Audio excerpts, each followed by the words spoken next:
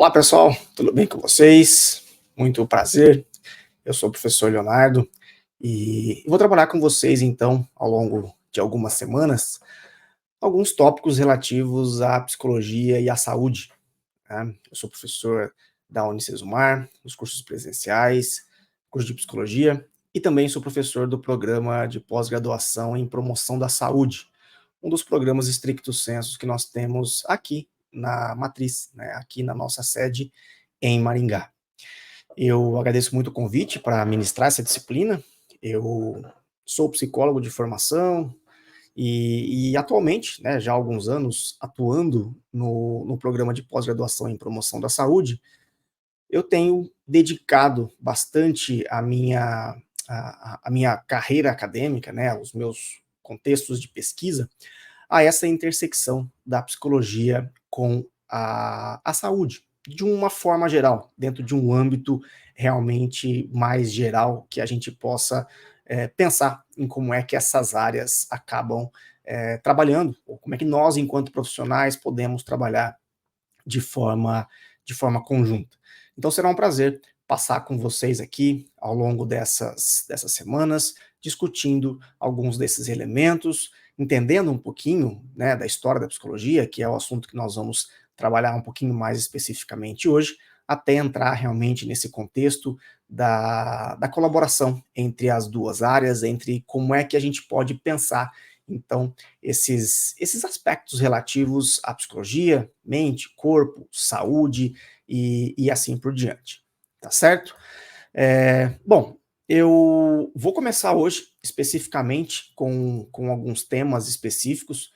Eu estou dividindo aqui a nossa disciplina de acordo com os temas do livro que vocês têm à disposição. Então, o livro da disciplina, ele é dividido em 9 capítulos, em 9 temas, e nós vamos aqui, então, trabalhar também com esses 9 temas. Cada aula será realmente uma aula específica sobre um tema do livro que vocês têm à disposição, tá certo?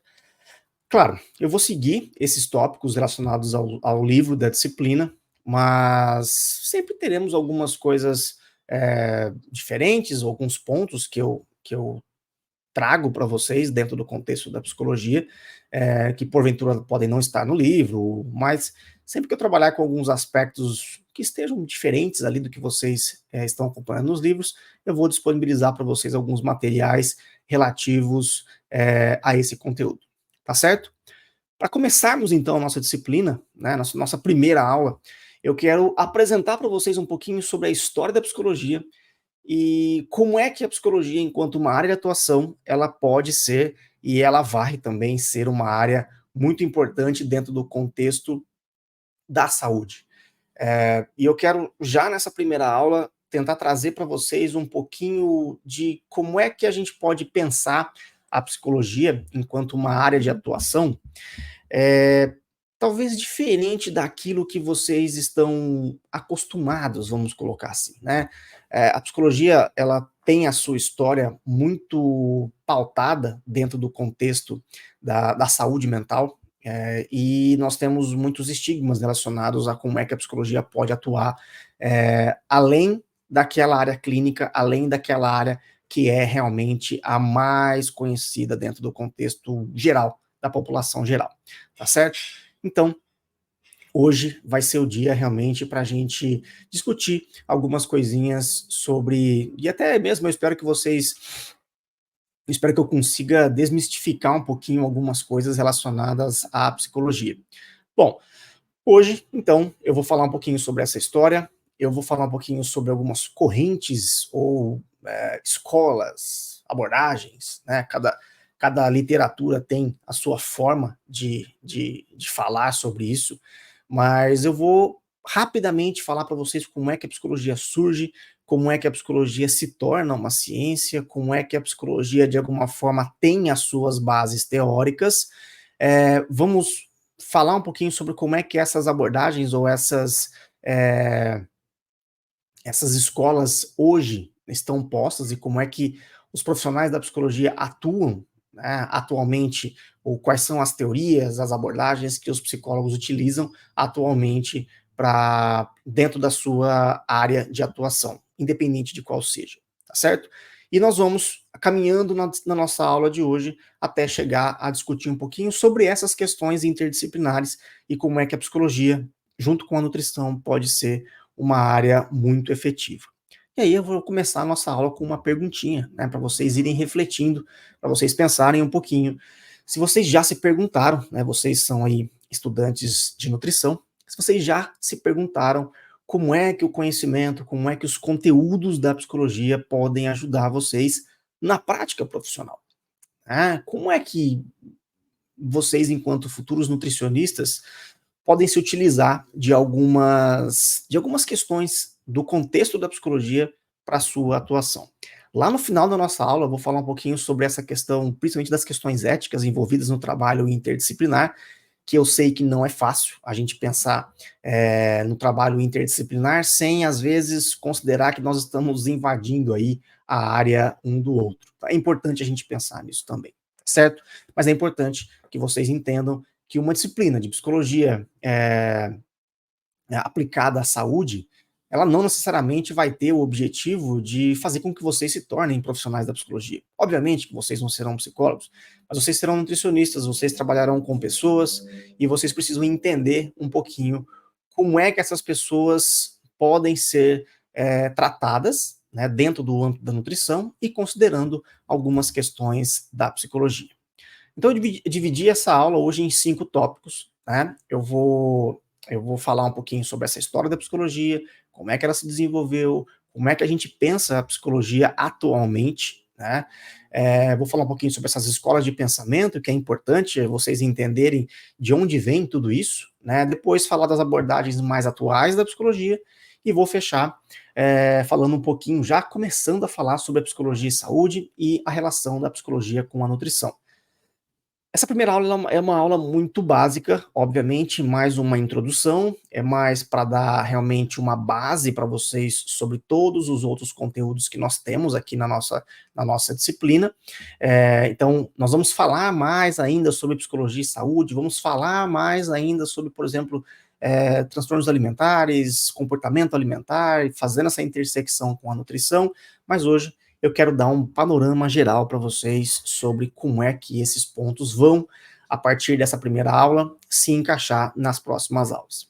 Bom, falar da história da psicologia não é tão simples, assim como provavelmente vocês, estudando a história da nutrição, a história da profissão, da área, vocês também se deparam muito com discussões amplas, discussões variadas, discussões que nem sempre apontam para o mesmo caminho, né? Dentro do contexto da psicologia, por exemplo, nós temos várias escolas e várias teorias, e automaticamente cada um desses autores acaba contando a sua história da sua maneira, né? Mas o que é padrão, digamos assim, né, aquilo que é um tópico extremamente factível, que a gente consegue determinar muito essas questões, é que a psicologia ela é uma área de atuação que teve muita influência da filosofia, muita influência das discussões científicas e também toda a sua história ela sofre muita influência cultural. Ela sofre muita influência cultural porque muitos aspectos que envolvem, né, o tratamento de seres humanos, e quando a gente pensa muito nessas questões relativas à saúde mental, a gente sabe o quão importantes são os aspectos culturais para a gente entender realmente essa saúde mental das pessoas às quais nós estamos atuando diretamente. Então, nós não podemos perder de vista as questões culturais. Automaticamente, vocês que estão aí num curso que vai, basicamente, entre outros aspectos, trabalhar com as questões de alimentação, vocês também precisam entender, e vocês sabem muito bem disso, o quanto a cultura alimentar ela é importante para vocês pensarem, planejarem, estabelecerem um plano de trabalho. Então, não tem como a gente desconsiderar essas questões culturais. E eu estou falando muito isso porque esse é um dos principais aspectos que a gente precisa levar em consideração, né, as questões culturais, as questões das mudanças da cultura ao longo do tempo, né? Vocês pensarem na história da alimentação, né, da humanidade, vocês com certeza têm muita possibilidade de compreender como o comportamento alimentar foi se modificando ao longo do tempo, quanto os alimentos foram se modificando ao longo do tempo. E culturalmente falando, vocês, né, atualmente os nutricionistas estão muito envoltos, né, ao que a gente ouve muito falar dentro do aspecto das dietas contemporâneas, dos estilos de alimentação, o que faz bem, o que não faz bem. Então é importante que vocês tenham em mente que, além dos aspectos culturais, eu pretendo bater bastante na tecla com vocês aqui sobre as questões científicas. Ou seja, vocês serão profissionais com uma responsabilidade muito grande. Por quê?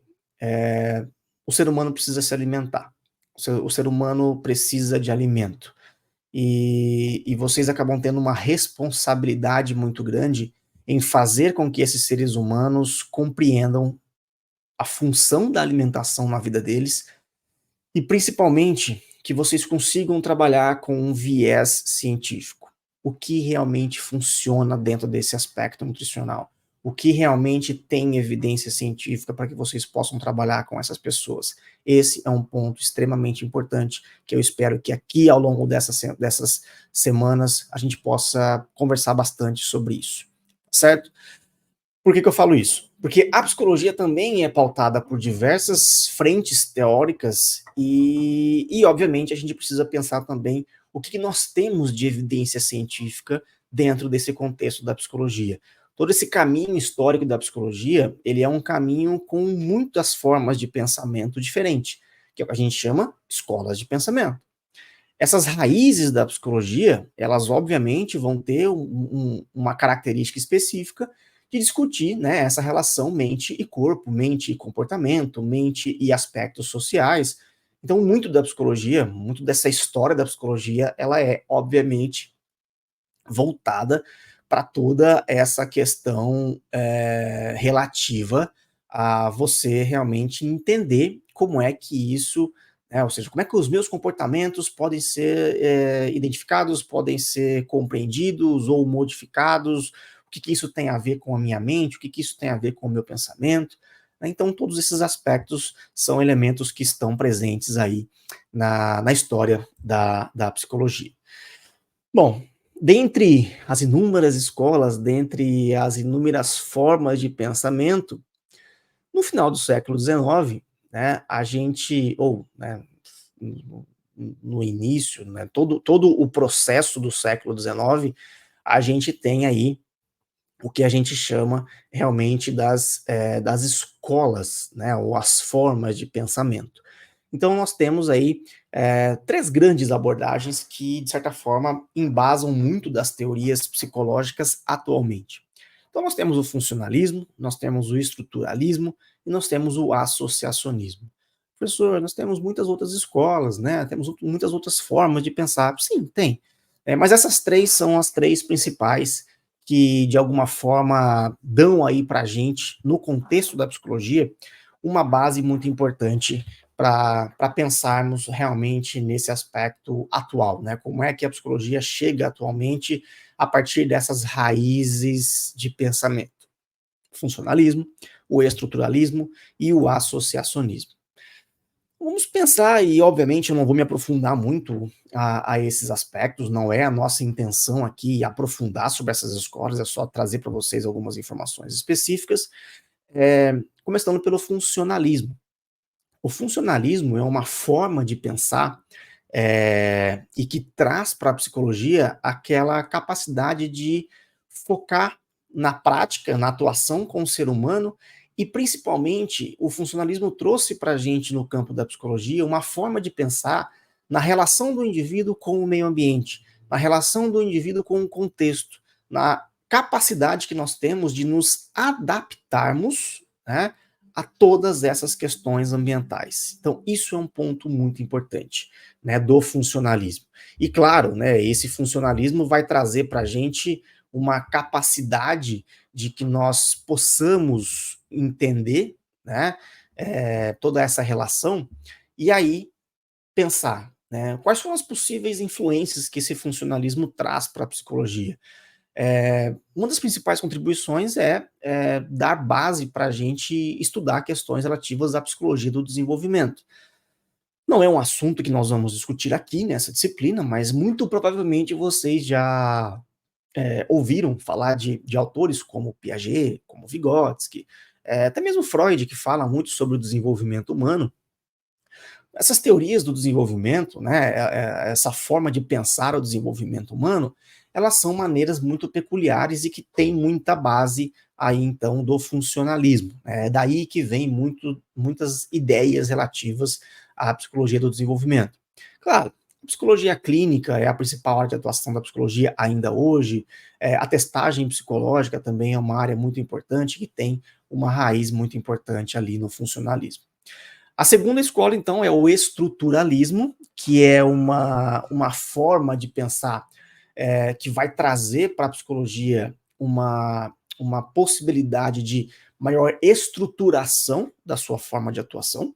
Né? Então, Wundt e Titchener são dois grandes autores, dois grandes nomes do estruturalismo, porque são autores que começaram a pensar realmente em como decompor alguns processos mentais, os seus componentes básicos, a entender essa estrutura mental, a entender realmente como é que os nossos pensamentos poderiam ser compreendidos, estudados, classificados e assim por diante.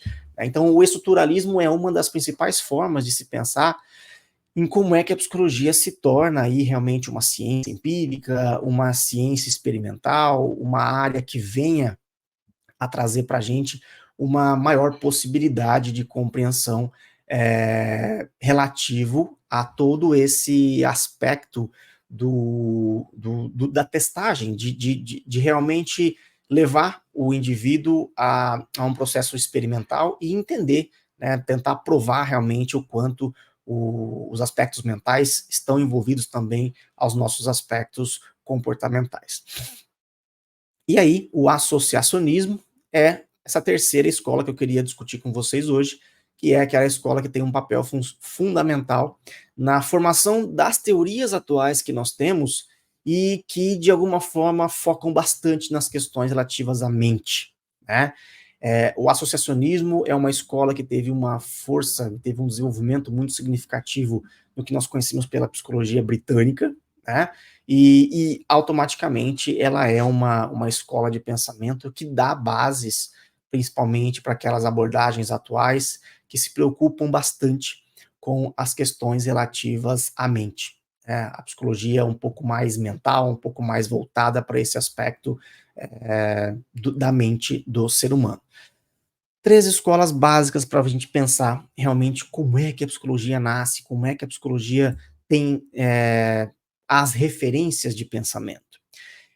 Essas escolas, essas três escolas de pensamento, né, o funcionalismo, o estruturalismo e o associacionismo, são três grandes formas de pensar que automaticamente influenciaram, né, o surgimento do que nós chamamos de abordagens atuais no campo da psicologia.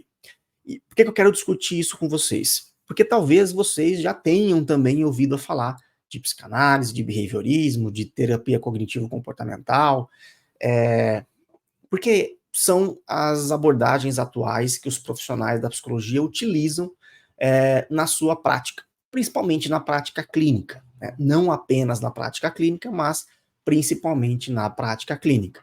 Se alguém aqui faz terapia, se alguém aqui conhece profissionais da psicologia, é muito comum ouvir, né, e é muito comum que esses profissionais, eles se identifiquem como profissionais que atuam. Olha, eu sou um profissional da psicologia que atua com base psicanalítica, eu sou um profissional da psicologia que atua com base no behaviorismo, eu sou um profissional da psicologia que atua com base na TCC. Não necessariamente eu preciso ser um psicólogo que atua dentro, né, de um rol específico aí dessas abordagens. Eu, por exemplo, sou formado em psicologia, eu trabalho como professor e eu tenho algumas atuações fora da universidade, e eu trabalho especificamente com psicologia esportiva, então eu trabalho com atletas. Eu não tenho formação em nenhuma dessas abordagens, né? Nem em psicanálise, nem em behaviorismo, nem em terapia cognitivo-comportamental. Mas eu tenho estudo em teorias específicas dentro do contexto da prática esportiva que tendem a me dar base para trabalhar com os atletas com os quais eu estou ali atuando no meu dia a dia. Automaticamente, por mais que eu não tenha formação específica em uma dessas abordagens, eu estudo algumas técnicas de uma abordagem específica para embasar realmente a minha prática. Mas, principalmente na psicologia clínica, é muito comum a gente ouvir os profissionais dizendo que eles têm uma base, né, teórica muito forte ali de atuação, psicanálise, behaviorismo, TCC e assim por diante. Existem outras também, tá? Estou trazendo aqui para vocês apenas aquelas mais conhecidas e aquelas que têm um pouco mais de embasamento científico realmente para dar suporte aos profissionais da área da psicologia. Mas eu queria, dentro do contexto de cada uma delas, trabalhar com vocês sobre como é que a gente pode pensar realmente esses elementos. Por quê? São três grandes abordagens que, porventura, vocês podem ou se deparar enquanto pacientes, ou enquanto futuros profissionais que estarão atuando diretamente com pessoas ali dentro do âmbito da saúde e do âmbito da questão da alimentação. Bom, a psicanálise talvez seja uma das abordagens mais conhecidas do público leigo. Ela tem como principal autor, né, Sigmund Freud. Então, todo mundo aqui provavelmente já ouviu falar de Freud. Seja bem, seja mal, seja de forma correta, seja de forma equivocada, mas Freud é realmente considerado o criador da psicanálise, né? Ele é um grande nome no contexto da psicologia, início do século XX, com todas essas discussões relativas a principalmente tentar compreender muito os aspectos internos da nossa mente. Então a psicanálise vai surgir a partir de uma percepção de Freud sobre algumas limitações, né, dessas escolas de pensamento que nós tínhamos antes. E aí então Freud começa a propor, né, o Freud tem uma extensa produção, né, as suas obras são muito extensas, um curto período de tempo, mas tem muita coisa publicada realmente, e o que ele propõe, principalmente nessa sua forma de pensar, falou assim, olha, nós precisamos compreender um pouco mais os processos inconscientes, e o que vem a ser esses processos inconscientes, né? Segundo Freud, nós temos alguns conteúdos mentais que eles não são acessíveis neste momento, né? Que eles estão ali guardados na nossa mente. E é o que ele chama realmente de conteúdos inconscientes. Esses conteúdos inconscientes, eles trazem para a gente conflitos, eles podem ser considerados positivos ou negativos, mas principalmente do ponto de vista de considerar esses conteúdos inconscientes negativos, são aqueles que vão trazer para a gente também alguns conflitos internos, tá?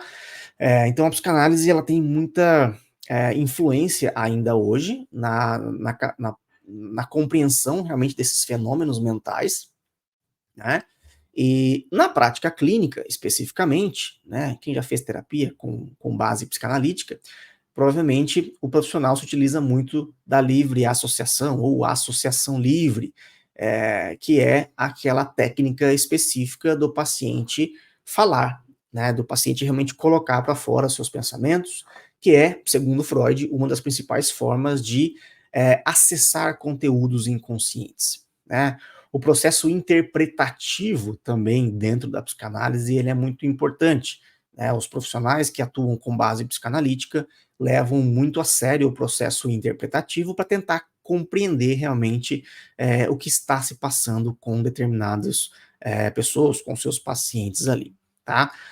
Quais são as principais ideias da psicanálise, né? Entre as principais ideias, né, além dessa tentativa de compreender os conteúdos inconscientes, a psicanálise traz para a gente ideias relativas ao complexo de Édipo, a teoria das pulsões e um ponto muito importante, que também é de conhecimento muito do público leigo, é a divisão, né, do nosso psiquismo, da nossa psique, em id, ego e superego, né? O id, o ego e o superego são o que Freud chama de três instâncias psíquicas, né, e que, de alguma forma, facilitam a compreensão dessa estrutura mental, né? Então, esses elementos, né, o id, o ego e o superego, eles ajudam o profissional, né, a entender realmente como é que esses conteúdos internos eles estão de alguma forma organizados ali dentro do nosso contexto mental. E, obviamente, a partir da compreensão desses aspectos internos, a psicanálise, os profissionais que trabalham com a psicanálise, eles podem de alguma forma compreender o comportamento, compreender as emoções, interpretar algumas situações que sejam importantes, né? Por exemplo, vamos supor que vocês estejam trabalhando futuramente junto a um profissional da psicologia que trabalha com base psicanalítica, né? Este profissional pode ajudar vocês, enquanto profissionais da nutrição, a compreender realmente como é que as emoções desse paciente elas estão influenciando os comportamentos alimentares, né? É uma forma de se pensar, é uma forma de se considerar o trabalho da psicologia dentro do campo de vocês aí da nutrição. Além de Freud, nós temos alguns outros bons autores, né, que também trazem para a gente uma compreensão um pouco modificada da psicanálise, como Jung, né? Muitos de vocês talvez já tenham ouvido falar de Jung. O Jung é um autor que trabalha muito com a ideia dos arquétipos, é um autor extremamente analítico, é um autor que traz para os profissionais da psicologia muita compreensão sobre o chamado inconsciente coletivo, os arquétipos, a forma de compreender. É um autor extremamente simbólico dentro do contexto da psicologia. E, especificamente, eu trouxe a Melanie Klein, que é uma autora que tem muita discussão no âmbito infantil, tá? A Melanie Klein fez toda a sua discussão teórica pautada no trabalho com crianças, e a partir desse trabalho ela traz muita discussão relativa a posições esquizoparanoides, as posições depressivas, dentro dessa relação filho e mãe e assim por diante, tá? São três grandes nomes aí dentro do contexto da psicanálise. Claro, temos muitos outros, temos alguns autores mais atuais, como Winnicott, por exemplo, que trabalha muito a questão do vínculo, das relações, enfim, né? Quem, obviamente, tiver um pouco mais de interesse na questão da psicanálise, é uma teoria interessante dentro do contexto da psicologia. Profissionais que atuam dentro desse contexto têm aí realmente uma preocupação na compreensão dos aspectos mentais e que podem dar muita base realmente para a compreensão de muitos aspectos relativos, principalmente às emoções das pessoas relacionadas ao processo alimentar ou da saúde como um todo, tá certo? Então, a psicanálise realmente tem uma importância muito forte, e uma influência muito forte ainda no campo da prática da psicologia, né? É, a segunda abordagem mais atual que nós temos é o behaviorismo, né? Então, o behaviorismo ele é uma forma, né, de a gente pensar, né, de uma forma diferente da psicanálise, né? Vocês provavelmente já devam ter ouvido falar sobre o behaviorismo ou a comportamental, né, que são sinônimos, é só uma questão de idiomas, né? Então, o behaviorismo, ele um pouquinho diferente do que nós estamos acostumados a ver na psicanálise, do que eu falei para vocês da psicanálise, que enquanto a psicanálise tem aí toda uma preocupação com os aspectos internos e mentais do indivíduo, o behaviorismo ele vai ter um enfoque um pouquinho diferente, né? O behaviorismo ele vai enfatizar muito mais a importância do comportamento que é observado, né? Ou seja, aquele comportamento que eu consigo medir, aquele comportamento que eu consigo de alguma forma realmente mensurar e compreender o que são esses comportamentos e por que que esses comportamentos estão acontecendo.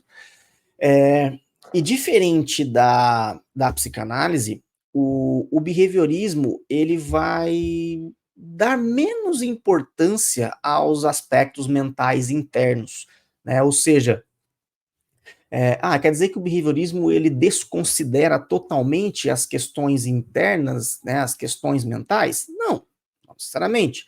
Né? O behaviorismo ele vai apenas trazer para a gente uma capacidade de pensar muito mais nos aspectos comportamentais, né, do que realmente os aspectos mentais. Ou seja, o, o behaviorista, né, o profissional que atua dentro do campo da psicologia comportamental, ele vai realmente dar muito mais importância às questões do comportamento, daquilo que ele pode observar, do que das questões internas.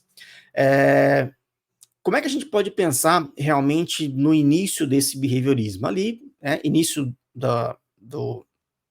dos anos de 1900, o John Watson foi um dos principais autores, né, que trazem à tona essa ideia do behaviorismo.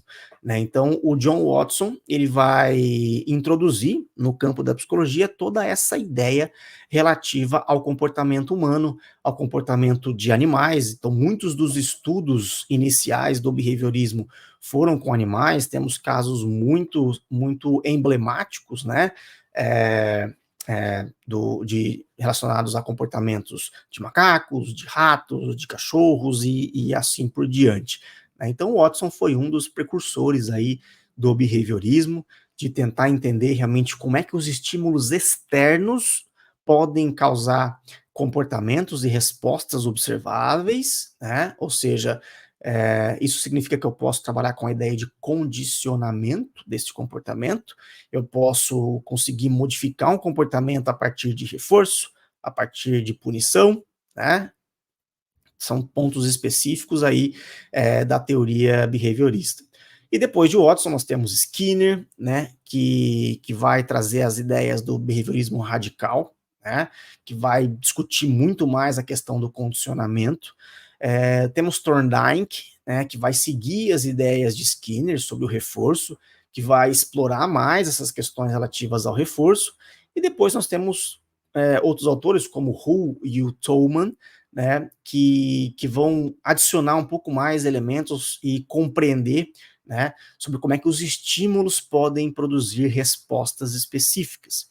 Né? Então, o behaviorismo é aquela abordagem no campo da psicologia que vai se preocupar muito, né, a entender, olha, o nosso comportamento ele não acontece do nada, o nosso comportamento ele é um comportamento que ocorre a partir de algum estímulo, e principalmente estímulos externos, né?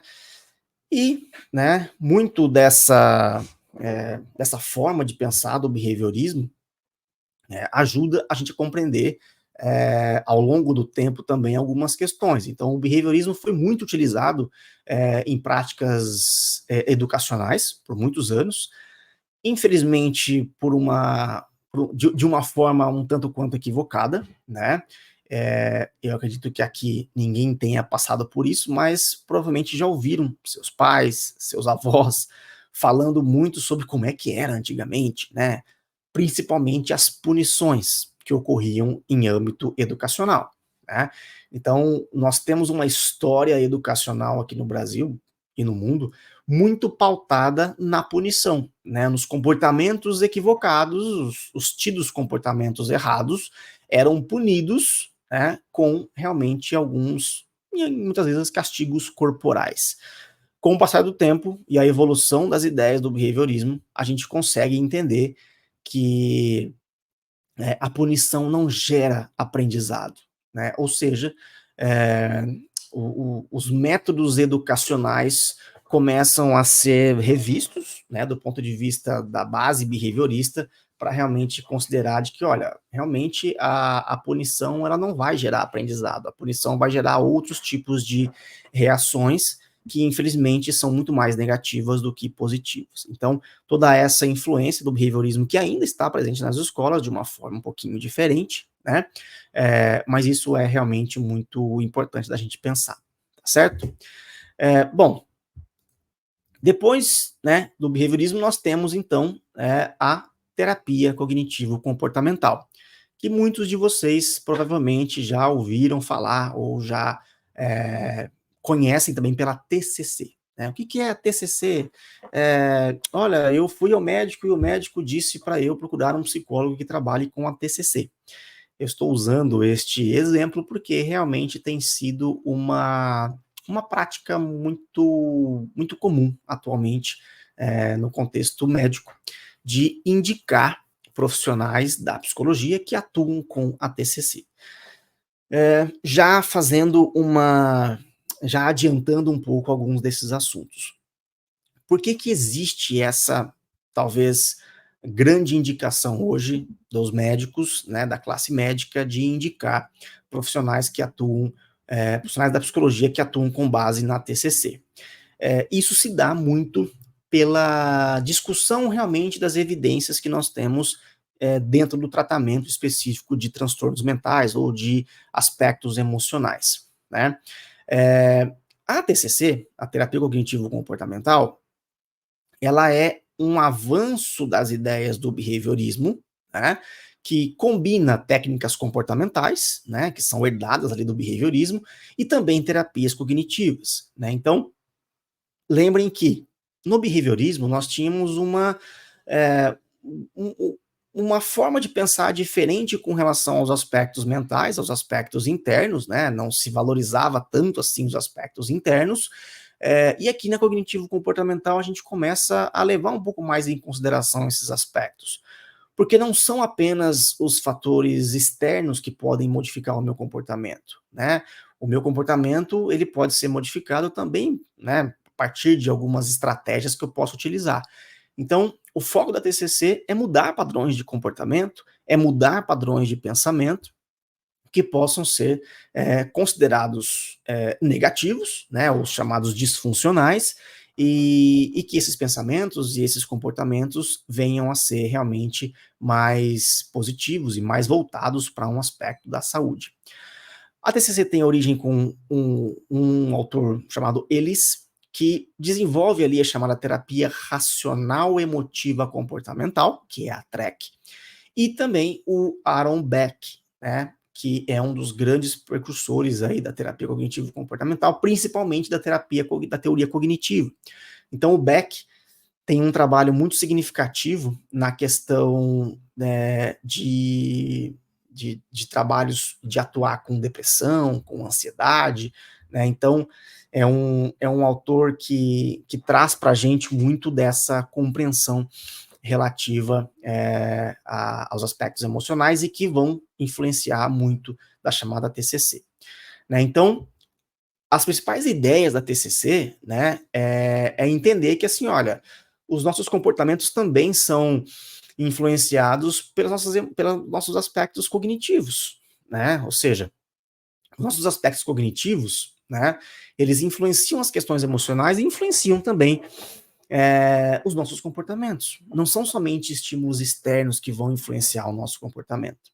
Então, a TCC trabalha muito com a ideia da reestruturação cognitiva, né, que envolve mudança de comportamento, envolve desenvolvimento de habilidades cognitivas para determinados fatores. E a TCC tem uma importância atual, principalmente, muito grande, principalmente pela sua capacidade de realizar estudos que venham a mostrar as evidências no tratamento. Mesmo quem não é da psicologia, provavelmente no último ano, né, pode ter acompanhado muita discussão relativa à psicanálise, principalmente, né, de que, olha, a psicanálise ela não tem evidências científicas para o tratamento de transtornos mentais e assim por diante. Isso é uma questão histórica, isso é uma questão dos próprios profissionais que atuam no contexto da psicanálise, e a TCC é uma abordagem no contexto da psicologia que, de alguma forma, se preocupou em realizar estudos, em mostrar evidências e, de alguma forma, assim, olha, a gente tem evidência, a gente consegue realizar trabalhos específicos, né, tratar alguns tipos de transtornos, então isso é o que dá para a TCC digamos assim, vou até colocar um termo que eu não gostaria, mas Digamos que a TCC tenha essa vantagem e é por isso que atualmente a comunidade médica tem indicado muito profissionais da psicologia que atuam com base na TCC.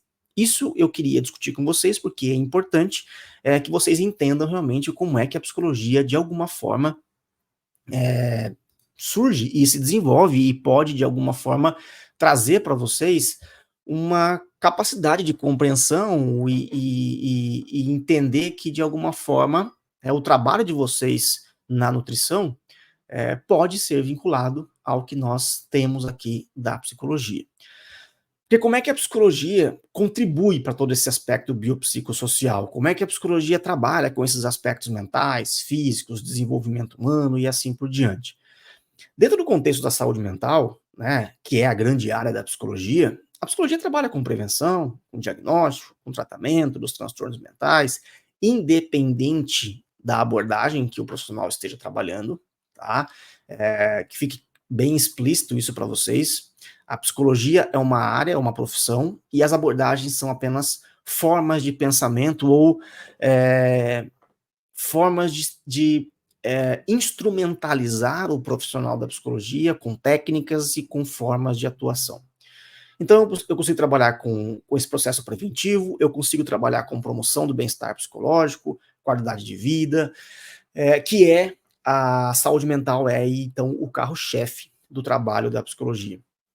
No contexto da saúde física, né, atualmente a gente sabe da relação mente e corpo como sendo algo unificado, já superamos a ideia da dualidade mente e corpo como sendo coisas separadas, né? Então, obviamente, eu, enquanto profissional da psicologia, eu preciso entender o quanto a saúde física influencia na saúde mental, né? Então, essa relação ela é muito importante. Então, automaticamente, eu posso colaborar com algumas intervenções psicossociais de manejo de doença, promoção da saúde integral do indivíduo, né? E, obviamente, trazendo ali elementos relativos a esse desenvolvimento humano. Eu preciso entender como é que esse desenvolvimento acontece e como é que, de alguma forma, de acordo com a fase de desenvolvimento, de acordo com as características de desenvolvimento desse indivíduo, eu posso atuar de forma específica, né? Então, nós temos grupos específicos, nós temos idades específicas, e tudo isso precisa ser levado em consideração na hora de atuar, tá certo?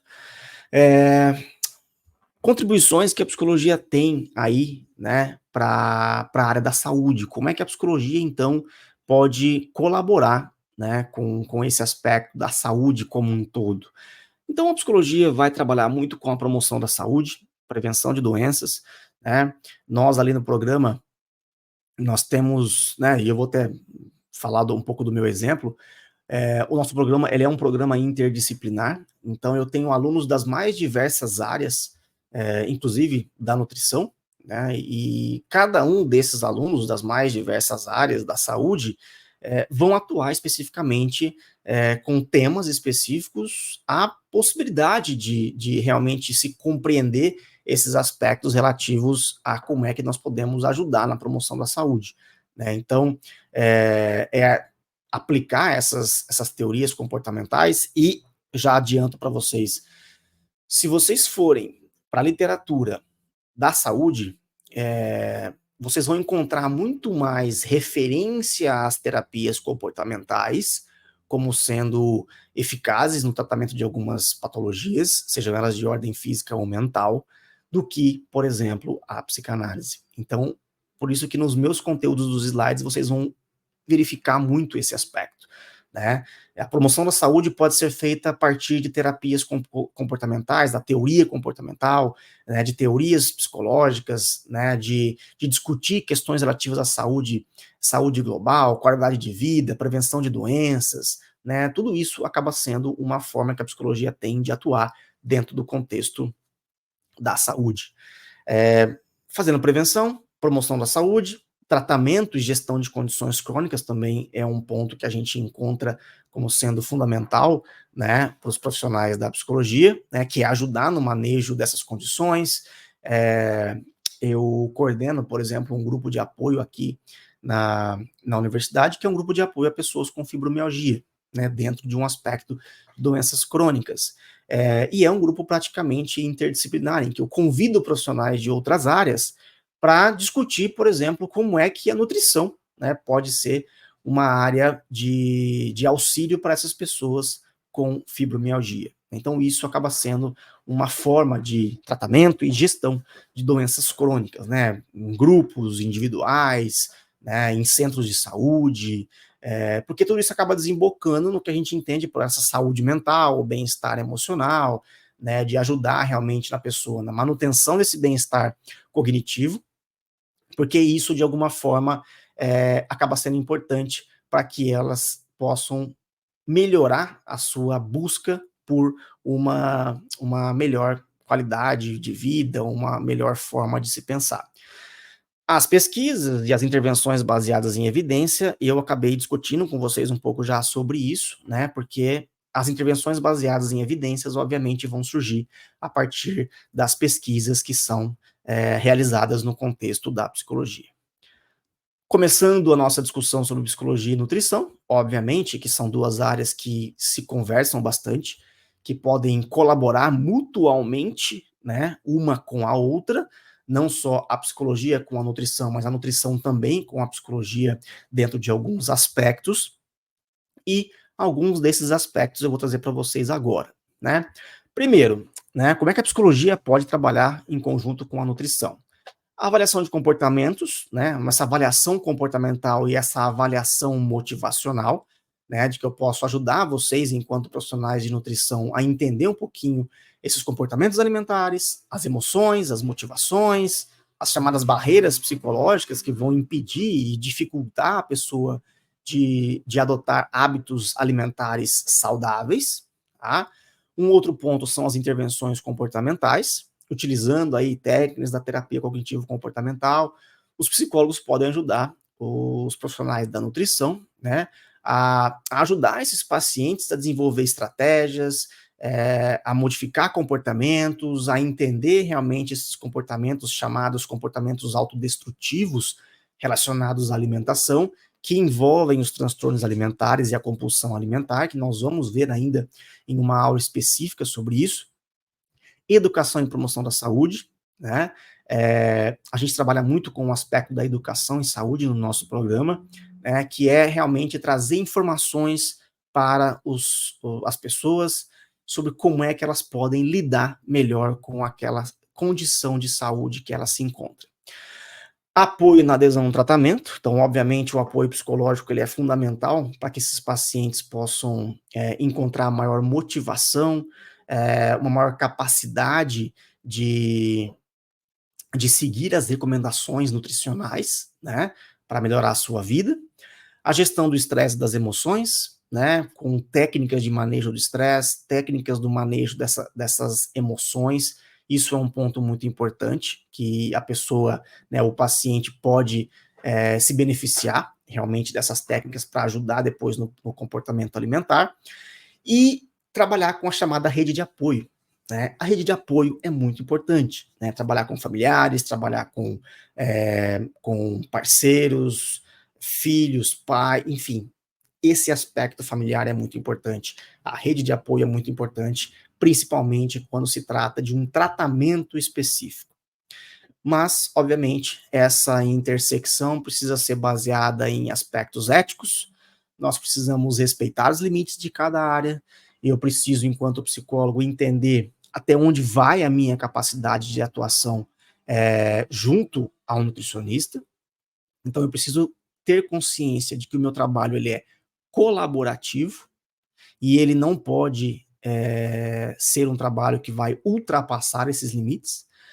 Nós precisamos trabalhar muito com a questão do sigilo e da privacidade de informações, ou seja, o compartilhamento de informações ele precisa ser um compartilhamento ético e responsável sobre as informações desse paciente. O sigilo é muito importante. Então, claro, dentro das questões éticas da nutrição, obviamente vocês vão ter elementos específicos também sobre isso, mas esses dois pontos são dois pontos que eu gostaria muito de trazer para vocês sobre a importância de se trabalhar interdisciplinarmente. Não é obviamente, trabalhar sem responsabilidade. Questões éticas são importantes. Alguns desafios, né? Acho que um dos principais desafios dessa relação é tirar um pouquinho desse estigma do trabalho da psicologia, né? Que ainda hoje, 2024, a atuação da psicologia ela é considerada uma atuação muito para os transtornos mentais, muito para a questão, entre aspas, tá, da loucura, porque era o termo utilizado na época e ainda hoje se usa muito isso. Então é importante que a gente tente acabar com esse estigma o quanto antes, né? Existe ainda muito preconceito e existe ainda muita barreira entre o trabalho interdisciplinar. Nós não podemos trabalhar sozinhos. Eu, enquanto psicólogo, vocês, enquanto futuros nutricionistas, precisamos entender que sozinho nós não vamos conseguir resolver o problema de ninguém. Então, nós temos que pensar nessas oportunidades, nós temos que pensar em como aumentar a conscientização sobre a importância da saúde mental na relação com a alimentação, né? Obviamente, as pesquisas precisam ser realizadas também em conjunto, né? As áreas precisam se unir em pesquisas para poder realmente mostrar o quanto essas abordagens interdisciplinares podem ser importantes e eficazes para melhorar realmente as questões globais de saúde da população. E para fechar, então, esses foram os 5 pontos que nós trabalhamos aqui na nossa primeira aula, né, uma aula bem introdutória, bem geral, para a gente entender todo esse processo histórico da psicologia, como é que a psicologia tem as suas bases em escolas de pensamento, nas suas abordagens de atuação atualmente, e essa intersecção entre psicologia da saúde e a psicologia e a nutrição. Certo, pessoal? Eu agradeço vocês assistirem essa aula hoje. Na próxima semana eu volto com mais um tema relativo a essa relação da psicologia com a nutrição, né, a relação da psicologia com a saúde, para que vocês possam realmente ter aí uma base bem interessante e compreender realmente alguns aspectos da psicologia que podem atuar e ajudá-los na formação profissional e também na atuação posteriormente. Tá certo? Uma boa semana para vocês, um grande abraço, até mais.